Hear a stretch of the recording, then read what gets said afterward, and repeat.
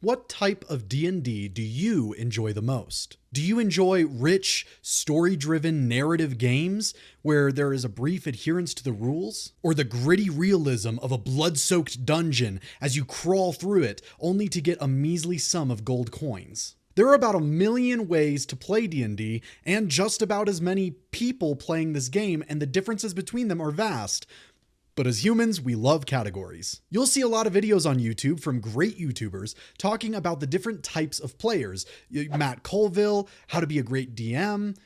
They're such good videos, but I wanted to offer something a little different to what they all have. An all-encompassing play style set. So, what style are you?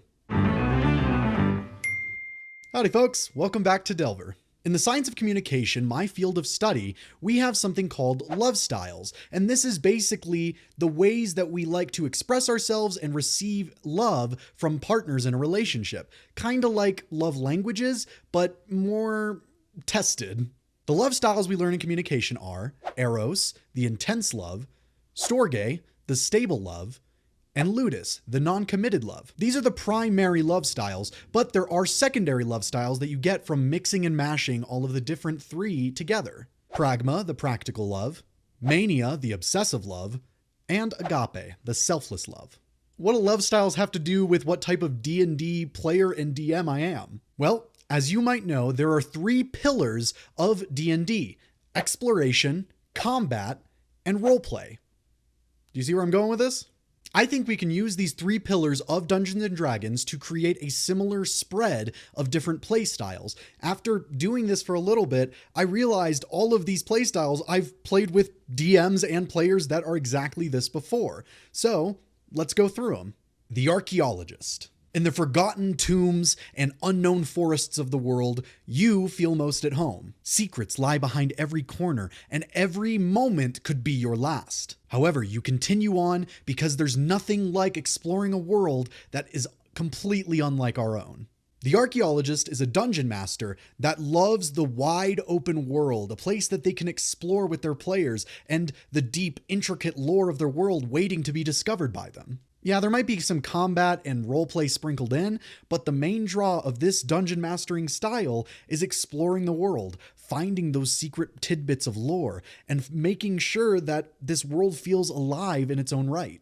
DMs who are this type of style tend to make open worlds, sandboxes, places for their players and them to explore in depth. As a player, the Archaeologist is the kind of player that goes around looking for the intricate facets of this world, something that can turn the next encounter from a slogfest into an ever-escalating chain of events that sweeps the party off their feet and carries them into an explosive new world. One drawback of the Archaeologist as a dungeon master, though, is that their worlds don't really seem to have a direction, and sometimes that can work, but a lot of the time you're going to be wondering what's going on.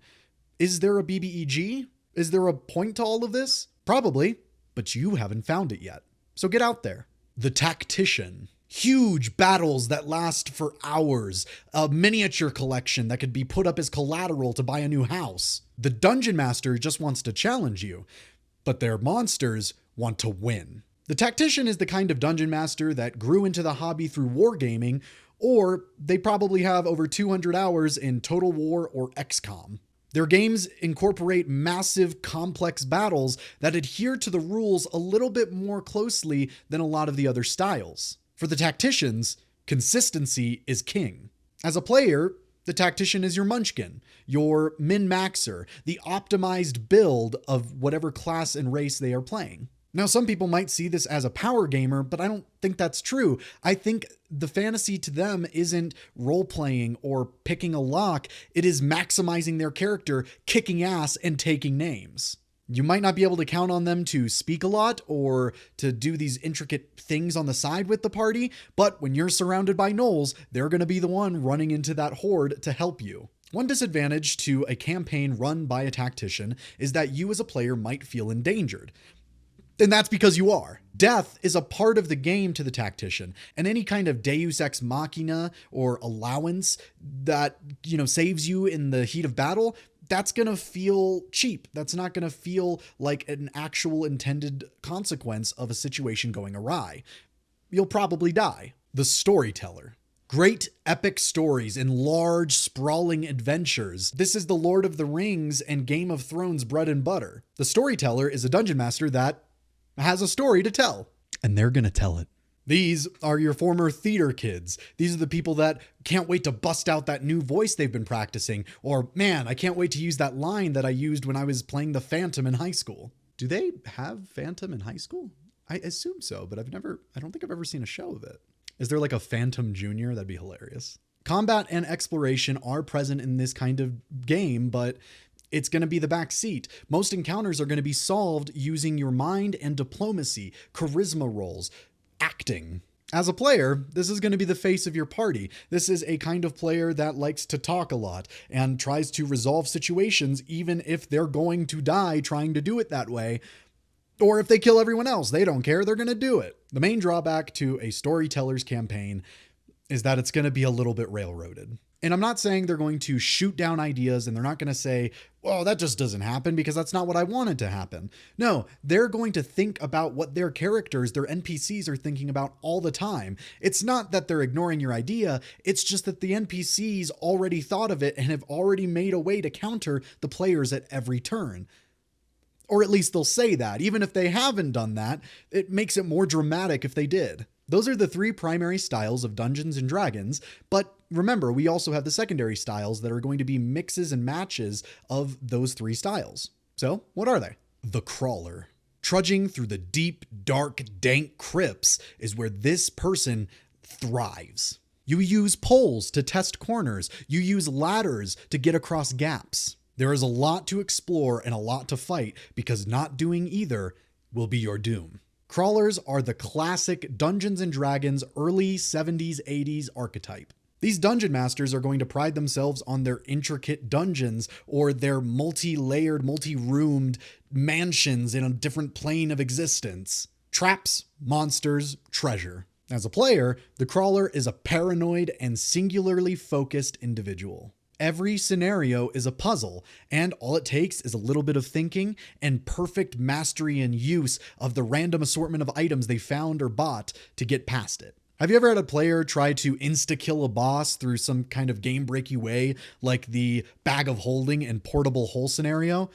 That's the Crawler. Some might call them the engineer as well. I know some of the actual lists and terms refer to these kind of players as engineers or tinkerers or something like that. The drawback to a game run by a Crawler is that ultimately they just see it as that, a game. It's literally just like a video game. They don't care about the dialogue trees. They're mostly focused on combat and exploration. They're just trying to get you to that next exciting bit, or as a player trying to get to that next exciting bit. You may also notice that Crawler DMs or players never describe what they're doing cinematically. They probably won't talk in character as well, and that's a-okay. This is just a style of the game. The Quester. High stakes have led to the party accepting this monumental quest, end of the world scenario, all of the allies they've accrued throughout the campaign behind them, ready to help them at a moment's notice.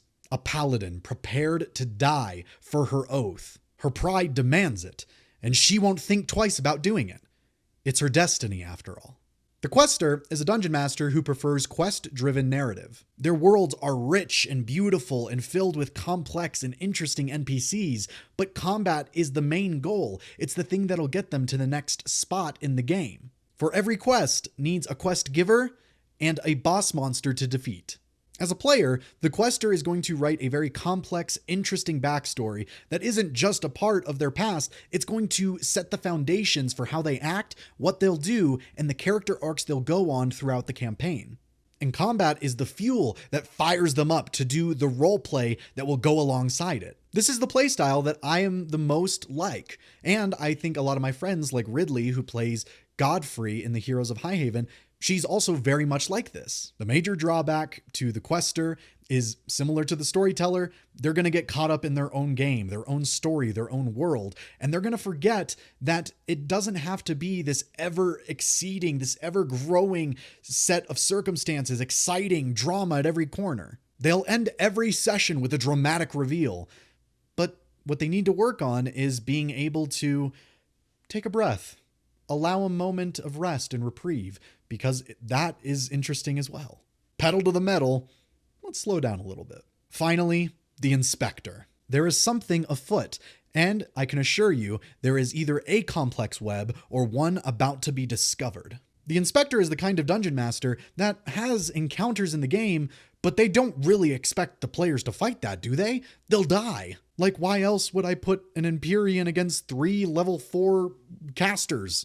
Their games are a deep web of mystery and intrigue, things to find and people to talk to. Their game will probably feel more in line with other games like Call of Cthulhu, Candela Obscura, or other detective-centric games. And as such, as a player, this is going to be the detective of your party. Similar to the crawler, they do see everything as an obstacle, a problem, a puzzle to solve, but they're not going to solve it with their fists. They're not going to punch the monster and send it screaming back into hell, but they'll revel in the idea of finding which servant in the Lord's manor let the monster in to kill the Lord last night. As you can tell, the major drawback to the Inspector is that combat really doesn't exist in their games, or it doesn't exist in a meaningful way. It's always going to be milestone, and they have no intention of you actually fighting those monsters that they're putting there just to scare you. They might have a little bit of combat, but really that's just a justification. The justification to run in D&D 5e. They probably are worried you're not going to want to play something else, so let them know you will. The Inspector might be able to run an insanely awesome game in 5e, it's just not what the system was made for. So maybe those combats can become a little bit more fighty, and I think it'll be better in the long run. Those were the styles of play that I have seen in D&D. I hope you guys liked the video. I'll see you guys next week, and thanks for watching.